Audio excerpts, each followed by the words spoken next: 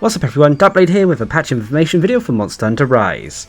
This is for patch version 3.5.0, which was released today, which is the 28th of October 2021. Unfortunately, the patch occurred in the background when I wasn't noticing, and the patch notes don't actually state the exact size of the file, but nonetheless, from the patch notes, it's not huge, so I can't imagine it being a hefty patch in terms of sizes.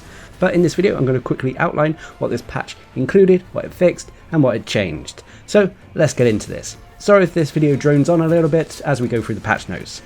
Now, first of all, in terms of main additions and changes to Monster Hunter Rise. First of all, they've stated that new event quests will be available each and every week going forward. Obviously, we know what some of these event quests are. For example, we know that the next event quest coming up, which I believe is tomorrow, after this patch is released, which is the Ghosts and Goblins crossover event with Monster Hunter Rise. But I assume this also paves the way for future event quests as well. On top of that, new DLC has been made available in the Nintendo eShop. This does include both paid DLC and some free DLC. The paid DLC is new voices for your characters, and the free DLC is in the form of 3 different hairstyles. So don't forget to head over to the Nintendo eShop and download them. But that's about it in terms of main additions and changes to the game. Let's move on to talk about the bug fixes to the game. Now, once again, sorry if I drone on here. So, first of all, in terms of bases and facility bug fixes, this is normally in regards to changes and fixes to do with Kimura Village, so on and so forth. First of all, they fixed a bug, occasionally causing the game to freeze when you use the move around village function from the training area. So when you go from the training area to somewhere else. This has been addressed and shouldn't occur now. In terms of monster changes and bug fixes, there's 2 here. First of all, they fixed a bug causing incorrect effects for Apex Diablos' powerful roar, and they also fixed a bug causing monsters to take double damage from poison. I actually didn't know this was a bug, and it's going to be interesting when it comes to using poison weapons to see if the builds are less effective now. But that's about it for the monster changes with this patch. Nothing huge here, but the poison one is definitely interesting. Let's move on to the next section where we talk about player bug fixes. This is normally in regards to fixes to do with the actual hunters themselves, the weapons, so on and so forth. First of all, they fixed a bug occasionally causing issues with the display of some armor and clothing during cutscenes. They didn't specify what these are, but I assume it's to do with clipping issues. They also fixed a bug causing the wrong items to be dropped when catching a great gastronome tuna, so a fix to when you're fishing.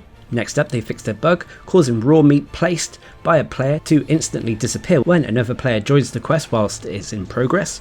The next bug fix was to an issue causing the player's character to perform a backstep instead of a round slash when pushing the stick backwards and pressing the X and A button after performing the sword and shield's falling bash.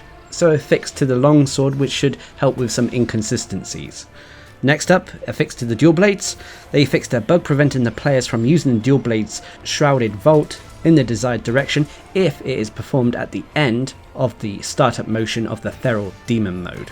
Moving on to the lance next, they fixed a bug causing incorrect sound effects for trap bugs and some lance attacks when using the Akuma layered armor.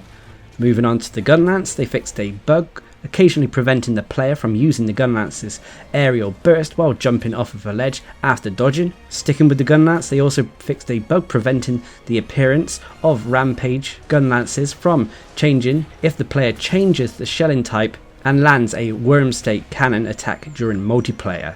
Next up, fixes to the Bogans. First of all, they fixed a bug preventing the player from changing ammo or files via the radial menu whilst they were riding their Palamute.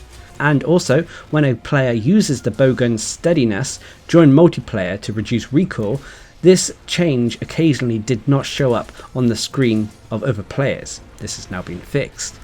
And then finally, a few miscellaneous player bug fixes here. First of all, they fixed a bug occasionally freezing the game when using a character edit voucher via a specific order of steps. They didn't specify what these were, unfortunately.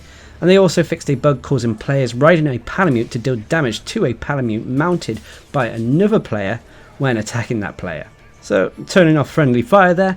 And then finally, for the player bug fixes, they fixed an issue preventing armor from being sorted correctly if the player has multiple pieces of the same armor. So those are all the player bug fixes with this patch. Moving on to the final section, which are just a few miscellaneous ones. This includes a bug fix to an issue that allowed players to be matched up with players on their block list under specific circumstances. They also fixed various text bugs, and there are a few other miscellaneous bug fixes made. these are normally under the hood things that they don't specify. But that's about it for this patch. As you can see, there are a few interesting ones here. For example, the poison damage as well as the smoothness of some of the weapons has been addressed. Obviously it's paved the way for new event quests and more DLC, but overall it's quite a small patch.